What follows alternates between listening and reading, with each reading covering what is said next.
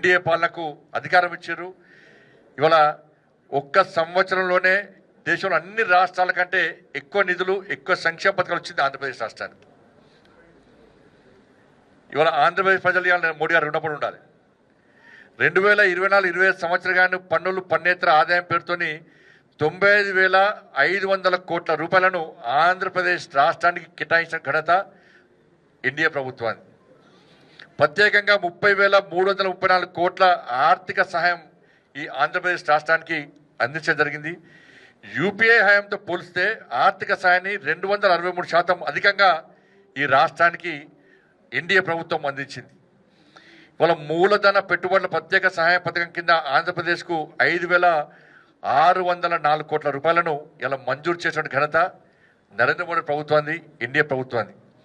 అమరావతికి 22,000 కోట్ల bonds, world bank ద్వారా 15,000 కోట్ల రూపాయలు, హడ్కో ద్వారా రుణం 12,000 కోట్ల రూపాయలు, జర్మనీ బ్యాంక్ 5,000 కోట్ల రూపాయల నిధులను సమీకరించిన విషయాన్ని మనం గుర్తుంచుకోవాలి. మొన్ననే విశాఖపట్నం పర్యటన సందర్భంగా మోడీ గారు దాదాపు 2 లక్షల కోట్ల రూపాయల విలువైనటువంటి అభివృద్ధి పనులను వారి స్వహస్తాలతో శంకుస్థాపన చేసిన విషయాన్ని, ప్రారంభోత్సవాలు చేసిన విషయాన్ని మనందరికీ తెలిసిన విషయమే. అట్లాగే ఇటీవలే అమరావతి పునర్నిర్మాణ కార్యక్రమానికి ఇచ్చేసిన ప్రధానమంత్రి గారు